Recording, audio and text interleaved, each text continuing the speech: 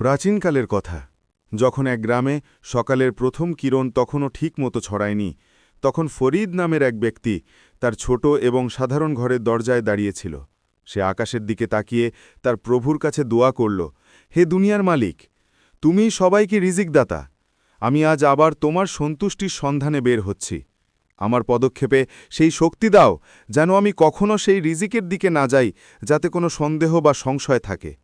আমার মনকে এত শক্তিশালী করো যে আমি হারামের চাকচিক্যকে প্রত্যাখ্যান করতে পারি। ফরিদের বয়স ছিল মাত্র ২২ বছর এবং তার চেহারায় সরলতা ও এক অদ্ভুত জ্যোতি জ্বলজ্বল করছিল। সে গরিব ছিল, তার অবস্থা তার পুরনো ও সাধারণ পোশাক থেকে বোঝা যাচ্ছিল, কিন্তু তার ঈমান ছিল খুব শক্ত। সেই সকালে সে শহরের সবচেয়ে বড় বাজারের দিকে রওনা দিল, যা তার জৌলুস ও ব্যবসার জন্য বিখ্যাত ছিল। যেই সে বাজারে পৌঁছাল, চারদিক থেকে শোরগোল শোনা যেতে লাগল। কোথাও জিনিসের দাম নিয়ে ঝগড়া হচ্ছিল, কোথাও রেশমি কাপড়ের প্রশংসা করা হচ্ছিল এবং কোথাও ব্যবসায়ীরা তাদের জিনিস বিক্রি করার জন্য চিৎকার করছিল। ফরিদ প্রথমে শেখ কাসিমের দোকানে গেল। শেখ কাসিম শহরের সবচেয়ে বড় শস্য ব্যবসায়ী ছিলেন। তিনি একজন মোটাসোটা মানুষ ছিলেন, যার ক্রমবর্ধমান ভুঁড়ি তার সম্পদের কাহিনীই বলত।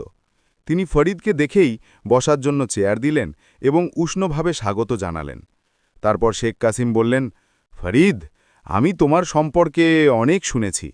তোমার সততা এই শহরের জন্য এক অমূল্য সম্পদ। আমার একজন মুন্সির প্রয়োজন, যে আমার বড় বড় গোদামের হিসেব নিকাশ দেখবে। আমি তোমাকে তোমার যোগ্যতার চেয়ে বেশি বেতন দেব। তুমি কি এই কাজটা করবে? ফরিদ শেখ কাসিমকে কৃতজ্ঞ দৃষ্টিতে দেখল। এটা তার জন্য একটা ভালো চাকরির সুযোগ ছিল, আর সেটাও এত বড় একজন মানুষের কাছে। শেখ সাহেব, আপনার দয়ার জন্য অনেক অনেক ধন্যবাদ। আমি পুরো নিষ্ঠা ও সততার সাথে এই কাজটা করব, কিন্তু আপনি কি আমাকে কাজের পদ্ধতিটা বুঝিয়ে দিতে পারেন? শেখ কাসিম একটু কাছে এসে আস্তে করে বললেন, দেখো বেটা, যুগ বদলে গেছে। আমরা পুরো শহরকে শস্য সরবরাহ করি, তাই মাঝে মাঝে গ্রাহকদের খুশি রাখার জন্য আমাদের ছোটখাটো কারচুপি করতে হয়। যেমন ধরো, যখন কোনো গরিব কৃষক তার শস্য বিক্রি করতে আসে এবং দাড়িপাল্লায় ওজন একটু কম হয়, তখন তুমি হিসেবে তা একটু বাড়িয়ে লিখবে, যাতে সে সব সময় আমাদের অনুগত থাকে। আর যখন কোনো ধনী অভিজ্ঞ গ্রাহক কিনতে আসে, তখন ইচ্ছেকৃতভাবে দাড়িপাল্লায় আগে থেকেই ভারী জিনিসের কিছু পরিমাণ রেখে দেবে, যাতে তারা কম শস্য পেয়েও খুশি থাকে। একটু কম দেবে। এগুলো ব্যবসার কৌশল, যা দিয়ে মুনাফা বেড়ে যায়। ফরিদের মুখ এক মুহূর্তে ম্লান হয়ে গেল। তার শরীরে যেন একটা ঠান্ডা হাওয়া বয়ে গেল। সে বুঝতে পারল যে শেখ কাসিম তাকে হারাম উপার্জনের পথ দেখাচ্ছেন। কৃষকের সাথে প্রতারণা এবং গ্রাহকের হক নষ্ট করা, এটাই ছিল শেখ কাসিমের পদ্ধতি। ফরিদ খুব বিনয়ের সাথে বলল, শেখ সাহেব, আমি আপনার প্রস্তাবের কদর করি, কিন্তু আমি এমন রিজিক নিতে পারি না যার ভিত্তি কারোর হক নষ্ট করার ওপর দাঁড়িয়ে আছে। আমি দাড়িপাল্লার বেইমানি দিয়ে অর্জিত সম্পদ আমার ঘরে নিয়ে যেতে পারি না, ভোলেই আমাকে ক্ষুধার্ত থাকতে হোক। যদি আপনি আমাকে শুধু সত্য সৎ হিসেব নিকাশের কাজ দেন, তাহলে আমি এখনই কাজে হাজির। শেখ কাসিম রাগান্বিতভাবে তার চোখ ছোট করলেন এবং বললেন, ফরিদ, তোমার এই নীতি তোমাকে সবসময় গরিবই রাখবে। এই বাজার এইভাবেই চলে, যুবক। ফরিদ খুব সম্মানের সাথে তাকে সালাম জানালো এবং বলল, যদি আমার সততা আমাকে গরিবও রাখে, তবে আমি আমার এই দারিদ্র্যকে আপনার এই মিথ্যে সমৃদ্ধির চেয়ে ভালো মনে করি। ফরিদ সেই দোকান ছেড়ে দিল যা তার সমস্ত সমস্যা দূর করে দিতে পারত। সে আবার বাজারের রাস্তায় ঘুরতে লাগল। তার পা ক্লান্ত হয়ে গিয়েছিল এবং পেটে ক্ষুধা ছিল, কিন্তু তার মন গর্বে ভরা ছিল। সে হারামের লোভকে প্রত্যাখ্যান করে তার খোদার ইচ্ছাকে বেছে নিয়েছিল। তার এই সন্ধান এখনও শেষ হয়নি। তাকে এখনও এমন একটি দরজা খুঁজতে হবে যা হালাল রিজিকের আলোয় ভরা। শেখ কাসিমের দোকান ছাড়ার পর ফরিদের মনে একাকিত্ব ও আশার এক অদ্ভুত মিশ্রণ ছিল। একদিকে সে হারামের সম্পদকে প্রত্যাখ্যান করেছিল, অন্যদিকে তার তখনও চাকরির প্রয়োজন ছিল। সে বাজারের সেই অংশের দিকে এগিয়ে গেল যেখানে গহনা, রেশম এবং আতরের মতো দামি জিনিস বিক্রি হতো। এই অংশটি ছিল শহরের সবচেয়ে ধনী এবং বিখ্যাত ব্যক্তিদের। এখানেই শহরের বিখ্যাত জহুরি এবং বড় ব্যবসায়ী শেঠ হিম্মত রায়ের একটি খুব জাঁকজমকপূর্ণ দোকান ছিল। শেঠ হিম্মত রায় কেবল তার সম্পদের জন্য নয়, বরং তার মিষ্টি ভাষা এবং চতুর কর্মপদ্ধতির জন্য পরিচিত ছিলেন। ফরিদকে তার দোকানের ভিতরে ডাকা হলো। ভিতরের দৃশ্য কোনো গুপ্তধনের চেয়ে কম ছিল না। চারদিকে চকচকে হীরা, মুক্তা এবং সোনার উপর গহনা রাখা ছিল। যা গ্রাহকদের চোখ ধাঁধিয়ে দিচ্ছিল। শেঠ হিম্মাত্রায় ফরিদকে সম্মানের সাথে স্বাগত জানালেন। তিনি জানতেন যে এই যুবক কেবল দক্ষই নয়, খুব সৎ। তিনি বললেন, হে যুবক, তোমার ঈমান এবং তোমার বিচক্ষণতা এই বাজারের ভিড়ে একটি আলোর মতো। সে ঠিমমাত্রায় একটি হীরার আংটি কাপড় দিয়ে মুছতে মুছতে বললেন, আমার এমন একজন লোকের প্রয়োজন যে আমার বিশেষ গ্রাহকদের সাথে কথা বলবে এবং আমার মূল্যবান জিনিসপত্রের দেখাশোনা করবে। এটি একটি অনেক বড় দায়িত্ব, তাই আমি তোমাকে শাহী বেতন দেব। এতে তুমি শীঘ্রই নিজের জন্য একটি ভালো বাড়ি তৈরি করতে পারবে। ফরিদের মনে আবার আশা জাগল। যদি সে ঠিমমাত্রায় সততার সাথে ব্যবসা করেন, তবে এটি তার গন্তব্য হতে পারত। শেঠ সাহেব, ফরিদ বিনয়ের সাথে বলল, আমি আপনার দয়ের জন্য কৃতজ্ঞ, কিন্তু আমি জানতে চাই আমার দায়িত্ব কি হবে। আপনি কোন পদ্ধতিতে ব্যবসা করেন? সে উত্তর দিলেন, তার হাসিতে একটা রহস্য লুকিয়েছিল। দেখো যুবক, সম্পদের এই খেলায় কিছুটা দক্ষতা প্রয়োজন। যখন কোনো ধনী এবং যার বেশি জ্ঞান নেই এমন কোনো গ্রাহক হীরা কিনতে আসে, তখন তোমাকে তার আসল দামের চেয়ে দ্বিগুণ বেশি বলতে হবে। যখন সে দর কষাকষি করবে, তখন তোমাকে কঠোরতা দেখাতে হবে, যাতে সে বিশ্বাস করে যে এই জিনিসটি সত্যি খুব দুর্লভ। শেষে তুমি তাকে আসল দামের 1.5 গুণ বেশিতে বিক্রি করে দেবে। সে ভাববে যে সে একটি ভালো সওদা করেছে এবং আমাদেরও লাভ হবে। তিনি তার কণ্ঠস্বর আরও নিচু করে বললেন, আর একটা কথা, কিছু পাথরের দাম বাজারে কম, কিন্তু তাদের গঠন এবং চমক খুব ভালো। তোমাকে ক্রেতাকেই বিশ্বাস করাতে হবে যে সেগুলি খাঁটি এবং খুব মূল্যবান পাথর, যদিও তার বাস্তবিকতা অন্য কিছু হোক। এটা ব্যবসার দক্ষতা ফরিদ, এটা প্রতারণা নয়। আমরা শুধু আমাদের জিনিসের কদর বাড়াচ্ছি। ফরিদের খুব কষ্ট হল। এটা তো পরিষ্কার মিথ্যে এবং প্রতারণা ছিল। মিথ্যে দাম, মিথ্যে প্রশংসা এবং গ্রাহককে বিভ্রান্ত করা। এই সম্পদ যত সোনা দিয়েই সাজানো হোক না কেন, এর ভিত্তি তো অন্যায়ের ওপর। ফরিদ দুঃখভরা কণ্ঠে বলল, শেঠ হিম্মাতরায় সাহেব, আমি আপনার কাছে ক্ষমা চাইছি। যে সম্পদের ভিত্তি মিথ্যা এবং বেইমানির উপর দাঁড়িয়ে আছে, তা আমার কাছে আবর্জনার চেয়ে বেশি গুরুত্বপূর্ণ নয়। আমার ঈমান আমাকে এই অনুমতি দেয় না যে আমি কারো পরিশ্রমের উপার্জন এভাবে ছিনি এবং তাকে ধোকায় রাখি। আমি আপনার প্রস্তাব গ্রহণ করতে পারি না। শেঠ হিম্মাতরায় খুব রেগে গেলেন। তুমি কোন ধর্ম এবং ঈমানের কথা বলছো যুবক? এই বাজারে তো সবাই এটাই করে। তুমি কি সারা জীবন ফকির হয়েই ছুপতে চাও? ফরিদ খুব ধৈর্যের সাথে উত্তর দিল, শেঠ সাহেব, আমার আল্লাহ আমাকে দারিদ্র্যের মধ্যেও সম্মানের সাথে রাখেন, কিন্তু হারামের এক লোকমাতেও অপমান আছে। আমি সেই পালনকর্তাকে ভয় করি যিনি সবকিছুর সত্যতা জানেন এবং ন্যায় বিচার করেন। ফরিদ সেই জাঁকজমকপূর্ণ দোকান থেকে বেরিয়ে এলো। বাজারের গরম রোদ এখন তার কাছে আরও বেশি অদ্ভুত লাগছিল। দুটি বড় সুযোগ যা তার সমস্ত দারিদ্র্য দূর করতে পারত, সে তার নীতির জন্য প্রত্যাখ্যান করেছিল। সে জানত যে এই যাত্রা কঠিন, কিন্তু তার সংকল্প দৃঢ় ছিল। তার মন বলছিল যে এই বড় শহরে কোনো না কোনো জায়গায় কোনো সৎ ও ধার্মিক ব্যক্তি অবশ্যই থাকবে যে হালাল উপার্জন দিয়ে নিজের পেট চালায়। সে ক্লান্তি ও কিছুটা হতাশা সত্ত্বেও এগিয়ে যেতে থাকল। রাত হতে এখনও কিছু সময় ছিল এবং তাকে নিজের জন্য একটি হালাল চাকরি খুঁজে পেতেই হবে। ফরিদ যখন শেঠ হিম্মাতরায়ের জাঁকজমকপূর্ণ দোকান ছেড়ে এলো, তখন তার চেহারায় ক্লান্তি ও বিষণ্ণতার হালকা আভা ছিল। বাজারের কোলাহল, জৌলুস তাকে এখন আরও বেশি একা অনুভব করাচ্ছিল। সূর্য এখন ডুবতে শুরু করেছিল এবং দিনের উপার্জন ছাড়াই সন্ধ্যা হতে যাচ্ছিল। সে নিজেকে বোঝাল যে আল্লাহর প্রতিশ্রুতি আছে যে তিনি কোনো সৎ মানুষকে ক্ষুধার্ত রাখবেন না। এই বিশ্বাস নিয়ে সে শহরের সেই পুরনো এবং কম বিখ্যাত অংশের দিকে এগিয়ে গেল, যেখানে ছোট কারিগর এবং সাধারণ শ্রমিকের দোকান ছিল। হাঁটতে হাঁটতে সে একটি পুরনো কারখানার কাছে পৌঁছল, যেখানে চামড়ার কাজ হতো। এখানে চামড়ার গন্ধ খুব তীব্র ছিল এবং শ্রোতদের চেহারায় পরিশ্রমের ক্লান্তি স্পষ্ট দেখা যাচ্ছিল।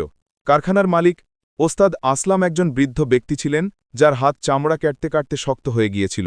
ওস্তাদ আসলামের পরিচয় ছিল তাঁর সোজাসাপটা কথা এবং খোলা মনের ব্যক্তিত্ব।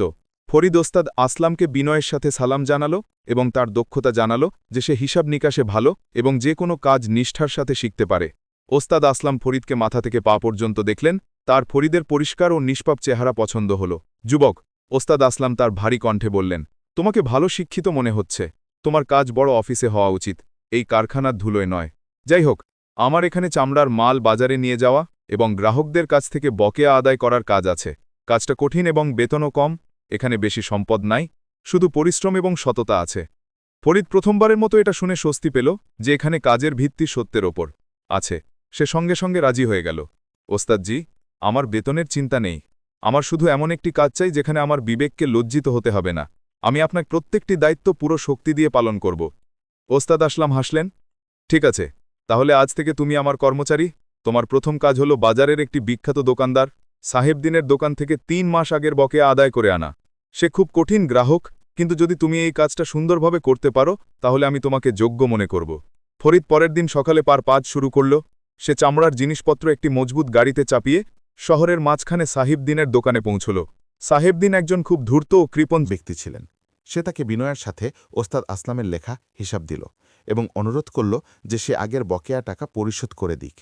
সাহেবদিন একবার কাগজটা দেখল এবং জোরে হাসতে লাগল। তুমি নতুন যুবক, ওস্তাদ আসলামের হিসাব সবসময় এটাই হয়। দেখো, এই হিসাবটা ঠিক আছে, কিন্তু আসল কথাটা শোনো। আমি গত মাসে ওস্তাদ আসলামকে যে চামড়া ফেরিয়ে দিয়েছিলাম তা খুব খারাপ ছিল। আমি তাকে ফেরত দিয়েছিলাম এবং বাকি টাকাটা তা থেকে কেটে নিয়েছিলাম। এই কথাটা হিসেবে কেন লেখা নেই? যাও, তোমার ওস্তাদকে বলো হিসাবটা ঠিক করতে। ফরিদের বিশ্বাস ছিল যে ওস্তাদ আসলাম কখনো মিথ্যা বলতে পারেন না, কিন্তু সে জানত যে এটা প্রমাণ করা খুব কঠিন হবে। এটা সাহেবদিনের পুরনো কৌশল ছিল। যখন টাকা দেওয়ার সময় আসত তখন সে কোনো না কোনো মিথ্যা বা অজুহাত তৈরি করত। ফরিদ খুব ধৈর্যের সাথে বলল, সাহেবদিন সাহেব, ওস্তাদ আসলাম খুব সৎ মানুষ। আমার বিশ্বাস তিনি আপনাকে কোনো খারাপ মাল দেননি। যদি আপনি মাল ফেরত দিয়ে থাকতেন তাহলে তা হিসাবে অবশ্যই লেখা থাকত। সাহেবদিন রাগান্বিতভাবে তার দিকে তাকিয়ে দেখল। বেয়াদব, তুমি আমাকে মিথ্যা বলছ। যাও এখান থেকে। আমাকে টাকা দিতে হতো, তাহলে আমি তোমাকে কেন জবাব দিতাম? এই টাকা পরিশোধ করা হবে না। তোমার ওস্তাদকে আমার এই জবাব পৌঁছে দিও। ফরিদ সেদিন টাকা না নিয়ে ফিরে এলো। সে খুব হতাশ ছিল। এই রিজিক উপার্জনের পথটা কত কঠিন ছিল, যেখানে প্রতি মোড়ে বেইমানি এবং মিথ্যার মোকাবেলা করতে হচ্ছিল। সে দুটি বড় সুযোগ প্রত্যাখ্যান করেছিল এবং এখন একটি ছোট কাজেও তাকে প্রতারণার সামনা করতে হলো। যখন সে ওস্তাদ আসলামকে পুরো ঘটনা জানালো, তখন ওস্তাদ একটি গভীর নিঃশ্বাস নিয়ে বললেন, আমি জানতাম ফরিদ, সে প্রতিবার এটাই করে, তাই কেউ তার কাছে টাকা নিতে যায় না। তুমি চেষ্টা করতে থাকো। যদি তুমি পরিশ্রম এবং সততার সাথে লেগে থাকো, তাহলে আল্লাহ তোমাকে অবশ্যই কোনো না কোনো পথ দেখাবেন। ফরিদ সেদিনই সিদ্ধান্ত নিল যে সে হতাশাকে তার কাছে আসতে দেবে না। সে ঠিক করল যে সে শহরে যে কোনো কাজ করার আগে তাকে ভালোভাবে অনুসন্ধান করবে, যাতে সে জানতে পারে যে কাজটা পবিত্র এবং হালাল কিনা। সাহেবদিনের কাছ থেকে হতাশ হয়ে ফেরার পর ফরিদ ওস্তাদের কাছে অনুমতি চাইল যে সে কিছু সময়ের জন্য বাজারে ঘুরতে চায়, যাতে সে ব্যবসার পরিস্থিতি আরও ভালোভাবে বুঝতে পারে। ওস্তাদ আসলাম হেসে বললেন, যাও বেটা, আল্লাহ তোমাকে সৎ পথ দেখান। সৎ মানুষ যেখানেই যাবে সততার আলো সেখানে অবশ্যই পৌঁছাবে। ফরিদ মনে মনেই দোয়া পড়ল এবং বেরিয়ে পড়ল। শহরের প্রতিটি কোণ এখন তার কাছে একটি বইয়ের মতো লাগছিল, যার প্রতিটি পাতা লোভ এবং স্বার্থপরতার গল্প শোনাচ্ছিল। প্রতিটি দোকানদার দ্রুত ধনী হবার দৌড়ে ছিল। কেউ ওজনে ধোকা দিত, কেউ মালে ভেজাল মেশাত, কেউ দাম বাড়িয়ে দিত। ফরিদের মন এসব দেখে ব্যথিত হল। সে ভাবল, এই শহরে কি এমন কেউ আছে যে সততার সাথে ব্যবসা করে? হালাল রিজিকের পথ কি এতই কঠিন? বেশ কিছুদিন এই সন্ধানেই কেটে গেল। প্রতিদিন সকালে এসে তার প্রভুর নামে উঠত, নতুন সংকল্প নিয়ে বেরোত এবং সন্ধ্যায় ক্লান্ত শ্রান্ত কিন্তু ঈমান আর শক্তি নিয়ে ফিরত। মাঝে মাঝে সে খুব হতাশ হতো, কিন্তু প্রতিবারই তার মনে একটি শান্তিময় কণ্ঠস্বর উঠত, যে আল্লাহর ওপর ভরসা রাখে তার জন্য তিনি নিজেই পথ তৈরি করে দেন। এক সন্ধ্যায় যখন সূর্য শহরের দেয়ালের পিছনে ডুবছিল, ফরিদ বাজার থেকে দূরে একটি পুরানো বাগানের কাছে পৌঁছাল। বাগানের দরজায় আঁকাবাঁকা অক্ষরে লেখা ছিল, খিদমতে খালক এবং সৎ মালির জায়গা। এই শব্দগুলি যেন সরাসরি তার হৃদয়ে প্রবেশ করল। সে বাগানে প্রবেশ করল। সেখানে মাটির সুগন্ধ, বাতাসের শীতলতা এবং পরিশ্রমের সতেজতা ছিল।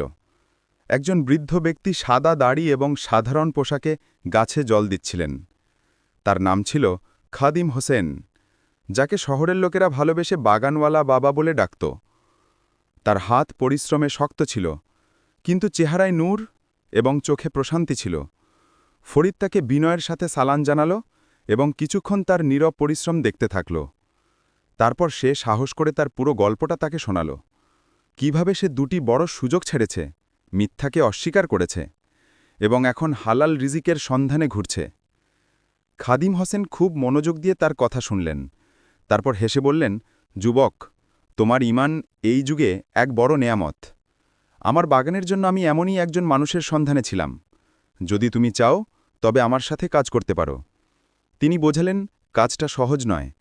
খুব ভোরে সবজি তুলতে হবে, পরিষ্কার করতে হবে, ওজন করতে হবে এবং তারপর শহরের বাজারে বিক্রি করতে হবে। কিন্তু মনে রেখো, একটা দানাও কম হওয়া উচিত নয়। যদি বেশি চলে যায় তবে কোনো ব্যাপার না, কিন্তু কম কখনো নয়।